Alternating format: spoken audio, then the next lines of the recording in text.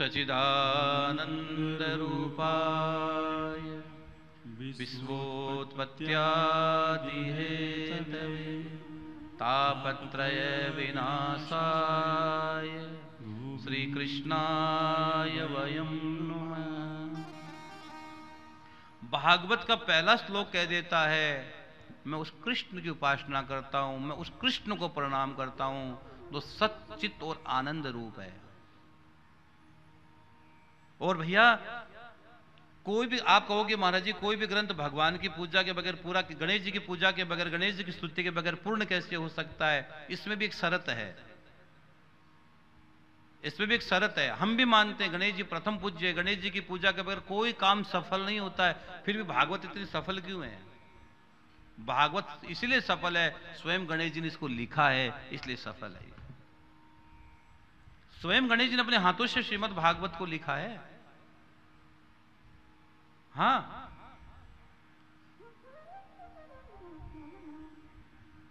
और क्यों लिखा? इसलिए लिखा कि व्यास जी का इतना कुछ होने के बावजूद भी व्यास जी का मन ना बड़ा खिन्न था। तो अगर नारद जी आए व्यास जी के आश्रम में तो नारद जी बड़े उदास, व्यास जी बड़े उदास बैठे थे। तो नारद जी ने व्यास जी को उदास देखकर पूछा कि भगवान आप उदास? व्यास जी उदास? क्या बात है? अरे भाई घर का जो मुख्य आदमी उदास हो जाए तो पूछेंगे नहीं आज क्या बात है, आप उदास कैसे हो? दादाजी आप कैसे उदास हो? कोई बात हो गई। तो व्यास जी बड़े उदास थे तो नारद जी आए, नारद जी ने कहा व्यास जी आप उदास? आपके चेहरे की उदासी तो हमसे देखी नहीं जाती, सच बताओ क्या बात है? तब उन्होंने कहा कि पता नहीं क्या हुआ। तो उन्होंने कहा आपने सबके बारे में लिख दिया, अभी तक कृष्ण के बारे में नहीं लिखा। और जब तक जीवन में कृष्ण के बारे में नहीं लिखोगे तब तक जीवन में पूर्णता नहीं आएगी। राम तो जीना सिखाता है, कृष्ण मरना सिखाता है। राम कथा सुनोगे तो आपको पता है जीना कैसा है, और कृष्ण कथा सुनोगे तो आपको पता है कि मरना कैसा है। हाँ, राम कथा सुनोगे तो पता लगेगा जीना कैसा है, और कृष्ण कथा सुनको तो लग जाएगा कि मरना कैसे है, मरना कैसे है। तब व्यास जी के मन में आया बात तो सही है। तब उन्होंने गणेश जी भगवान का आह्वान किया सरस्वती नदी के पश्चिम तट पर। अब देखो स्थान भी कितना महत्वपूर्ण होता है। आप कोई चीज लिखते हो ना तो उस समय आपका मन एकाग्र होना चाहिए। बच्चे पढ़ाई भी करते हो तो आपका मन जब एकाग्र है तो आपकी पढ़ाई अच्छी हो जाएगी। और मन अगर आपका इधर उधर चला गया तो भले किताबें लेकर बैठने से क्या हो गया। अगर आप माला लेकर सुबह से शाम तक बैठे रहोगे और मन इधर उधर डोल रहा तो क्या मतलब रहा? लेकिन फिर भी बैठो। और तो फिर भी कहता हूं भले ही माला में मन लगे ना लगे फिर भी बैठो। एक दिन बैठते बैठते अपने आप मन लग जाएगा। एक दिन आदमी पहले सोचता है कि मैं नाचूं, मेरी फोटो आएगी। क्या आएगी? मेरी फोटो आएगी। एक दिन तो फोटो के चक्कर में आदमी नाचता है, लेकिन समय आएगा वो सच में नाचने लग जाएगा। समय आता है, धीरे धीरे धीरे वक्त घूमता रहता है। एक दिन तो कहते मेरे पेपर में नाम आ जाएगा फलाना राम ढिमका राम, लेकिन कुछ समय के बाद ऑटोमेटिक वो नाचने लग जाता है, नाचने लग जाता है वो। हाँ, तो व्यास जी ने गणेश जी का स्तवन किया, गणेश जी को पुकारा। और नदी के तट पर, सरस्वती नदी के तट पर, अब स्थान का कितना बड़ा महत्व था। व्यास जी चाहे तो कहीं भागवत गणेश जी से लिखवा सकते थे, लेकिन नदी के तट पर लिखवाया है। इसलिए तीर्थों का ही महत्व है। आप और घर में रहते हो ना, घर में तो आपका मन हजार बातों में जाएगा, लेकिन यही मन अगर आप किसी तीर्थ में बैठकर कथा सुनते हो तो आपका मन बिल्कुल प्योर एकाग्र हो जाता है। तो मन तुम्हारा एकाग्र हो जाता है तो तुम्हारा कथा में मन लग जाता है। हाँ, इसलिए कहते हैं तीर्थ वास करो, तीर्थों में कथा सुनो। और सबसे ज्यादा तीर्थों में साल में मैं रहता हूं, सबसे ज्यादा तीर्थों की कथा होती है मेरी। अब आगे तो 12 ज्योतिर्लिंग की कथा में कितनी कौन कौन सी हो गई अपने भैया? सोमनाथ हो गई, बैजनाथ हो गई, काशी विश्वनाथ हो गई, त्र्यंबकेश्वर हो गई। अब उज्जैन वाले को हम ज्योतिर्लिंग में मानने के अलग से करें? उज्जैन वाले को तो मैं ज्योतिर्लिंग में मानता नहीं हूं, कि तो हर साल का मेरा आयोजन है। वो तो हर साल मुझे उज्जैन में 1 महीने उज्जैन जाना ही है। तो अगर उसको ज्योतिर्लिंग मान मिले तो 5, लेकिन हम माने नहीं तो 4 हो गई। अब आपको खुशी होगी कि एक बार महाराज से बने और और इस बार तो ना कुंभ भी है ना 28 में उज्जैन में ही लग रहा है, महाकुंभ उज्जैन में लग रहा है 28 में, और 2028 में बहुत बड़ा आयोजन हम कुंभ में करने वाले हैं, और पूरे 2 महीने का ना, तारीख क्या आई है मार्च में, 23 मार्च से लेकर 22 मई तक का 2 महीने का आयोजन इस बार है। 2028 के महाकुंभ लगेगा उज्जैन में, और मैं पूरे के पूरे 2 महीने उज्जैन में रहूंगा। अब 2 महीने तो वो हो गए, अब फिर सावन आ जाएगा, तो लगभग 2028 में 3 महीने उज्जैन रहूंगा मैं। 2 महीने तो वो हो गए कुंभ के हो गए, और 1 महीना सावन का अपना है ही है, तो 3 महीने 2023 में 2028 में हम रहेंगे। बताओ, ये है महाकाल राजा की कृपा। तो अभी से हम लोग व्यवस्था में लगे हैं कि भाई कितने कमरे बनाए, क्या करें, कि बहुत बड़ा आयोजन करना है। तो किसी ने मेरे को कह दिया, महाराज जी झंझट खत्म करो, इतने दिन में उज्जैन में कोई आश्रम बना लो इतने दिन में आश्रम बना लो कोई उज्जैन में। मैंने कहा भाई आश्रम बनाने के लिए पैसे कहां से लाएं, जमीन भी होनी चाहिए, जमीन बगैर कहां बने। अब एक दिन की बात है, मैंने उज्जैन में बोला था, मैंने उज्जैन में एक बात बोली थी कि भाई अपने को अब एक अगर कुछ अब जगह चाहिए, मैया ने बोली कि इतना पैसा मैं दे दूंगी, आप जमीन लो, इतना पैसा मैं दूंगी। तो मैंने कहा इतने पैसे से क्या होगा मैया, 1,50,000 से क्या होना है, करोड़ों की जमीन आएगी। तो मैंने यूं ही बोला था चैनल पर कि अगर किसी का मन है कि महाराज जी अगर आप यहाँ श्याम बाबा का कुछ बड़ा बनाना चाहते हो, तो अगर हमारे पास जमीन पड़ी है, आप चाहो तो बना सकते हो। तो उज्जैन और वहां से तो फोन नहीं आया, राजस्थान के 2-3 जगह से फोन आया कि हमारे यहाँ पड़ी, आप बना लो। हाँ, 3-4 जगह से हमारे यहाँ संस्कार चैनल से फोन आया, वहां से लोगों ने देख के सुन के बताया कि हमारे यहाँ महाराज जी हमारे यहाँ जमीन पड़ी, आप यहाँ बना लो। मैंने बोला कहाँ के लिए था, उज्जैन के लिए, कि हमारे पास जमीन पड़ी, इतना बीघा जमीन पड़ी है, आपको हम दे देते, आप बना लो, हम पूरी सेवा में जमीन दान कर देंगे, बना लो। अब भाई बात वही हो गई, अब उनका मन है देने का वहां कि हम दे दें, लेकिन हम वो चीज लेंगे ही नहीं जहां हम लोग कम काम नहीं कर पाए। आपकी जमीन अगर आप दे दोगे हमको, और लेकर हमको रखना थोड़ी है, रखी तो आपके पास भी है, आपने तो दान कर दी, आप तो फ्री हो गए। अब उस जमीन को हम रख कर क्या करेंगे, आपके पास क्यों हम बनाएंगे नहीं वहां पर, तो जमीन का मतलब क्या होगा।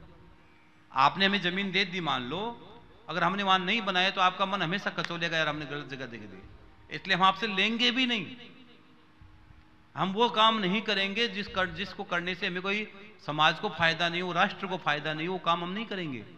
हमने उज्जैन के लिए बोली है, उज्जैन में जरूर बना सकते हैं मन करे तो, लेकिन भक्तों ने कहा महाराज जी हमारी यहाँ पड़ी है, हमारी यहाँ पड़ी, अलग अलग जगह से फोन आए। एक ने कहा इतनी बीघा जमीन हमारे पास पड़ी है, हमारे जगह आप बनाना चाहो तो बना लो। मैंने कहा भाई जमीन से मतलब थोड़ी है ना, हमको तो जहां सेवा हो, हमारा जो संकल्प का भाव हम वहां करेंगे ना पूरा। लेकिन धन्यवाद देता हूं उस आदमी को जो मन में विचार तो आया कि मैं मेरी जमीन दान कर दूं, मैं मेरी जमीन दान कर दूं, कम से कम ये मन में भाव तो आया। लेकिन हम आपकी जमीन नहीं लेंगे क्योंकि हम वहां बना नहीं सकते, लेकिन फिर भी अगर उज्जैन और उज्जैन के आसपास कोई भाव हो तो हम जरूर सोच सकते हैं, वहां जरूर मन है कि कुछ बड़ा सा बना दिया जाए। तो 28वें महाकुंभ में कुछ बड़ा करेंगे उज्जैन में। हाँ, महाकुंभ में बहुत बड़ा आयोजन रखेंगे, 2 महीने वहां का रहेगा। तो स्थान का बड़ा महत्व होता है, स्थान की बात आई तो बात निकल के आ गई, तो स्थान का बड़ा महत्व होता है। तो आप घर में कथा सुनो, आप घर में कथा तो सुनते हो, लेकिन घर में 10 काम और लगे रहते हैं। रोटी भी बना लो, सासू की माई की सेवा करनी, ससुर जी की सेवा करनी, पतिदेव की सेवा करनी, बच्चों की सेवा करनी, ये चीज रह गई, ये चीज रह गई, ये चीज रह गई, फोन आ गया, फोन भी चल रहा है सब, तो ये चीजें। लेकिन तीर्थों में जब आप जाते हो तो आप फ्री होकर आते हो, तीर्थों में हर चीज आप बाहर रख कर आते हो, कोई टेंशन नहीं रहती है, इसलिए कथा आपके जीवन में ज्यादा प्रवेश करती है। और पहले तो कथा का प्रभाव है, और तीर्थ की भी एनर्जी का प्रभाव है, तीर्थ की एनर्जी का प्रभाव होता है, इसलिए वो बड़ा पुण्य जागृत होता है, वहां बड़ा पुण्य जागृत होता है। तो व्यास जी तो चाहे तो कहीं भी भागवत लिख सकते थे, गणेश जी से लिखवा सकते थे, लेकिन व्यास जी ने सरस्वती नदी के पश्चिम तट पर गणेश जी का स्मरण किया है, गणेश जी को प्रणाम किया है।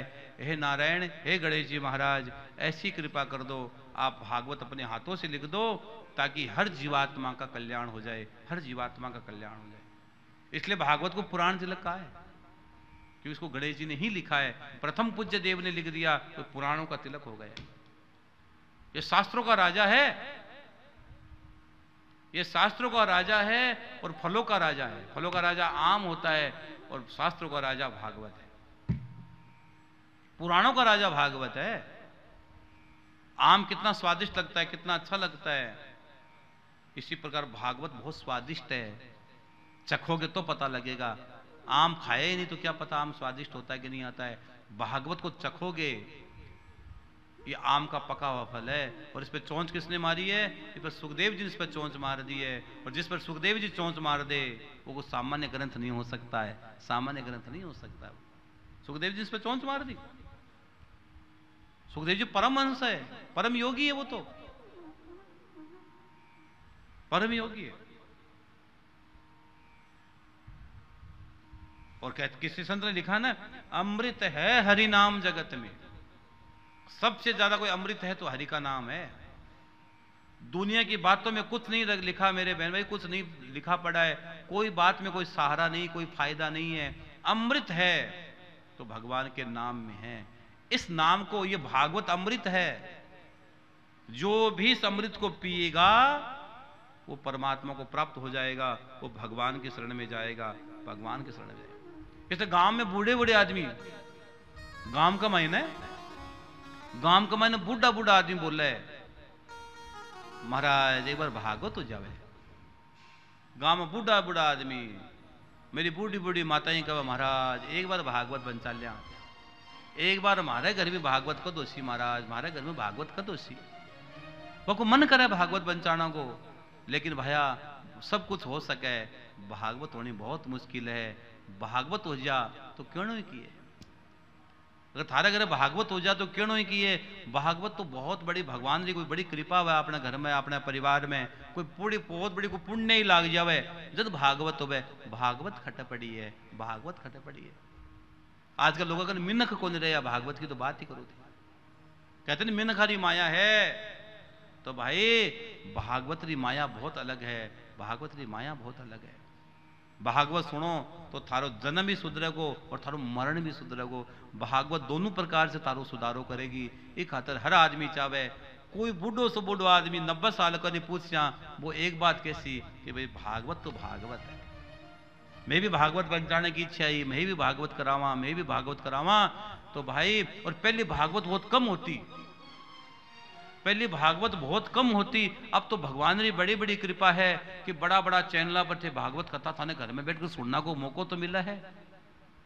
पहले भागवत कथा होती, भागवत बहुत कम होती, बहुत कम महीने में भागवत होती थी पहले।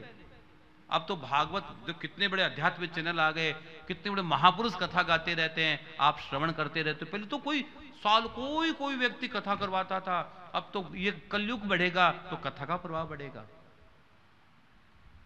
कलयुग में लाखों दोष है, लेकिन भगवान का नाम का गुण बताए तो कलयुग बढ़ेगा तो भगवान की कथा का जोर भी बढ़ेगा।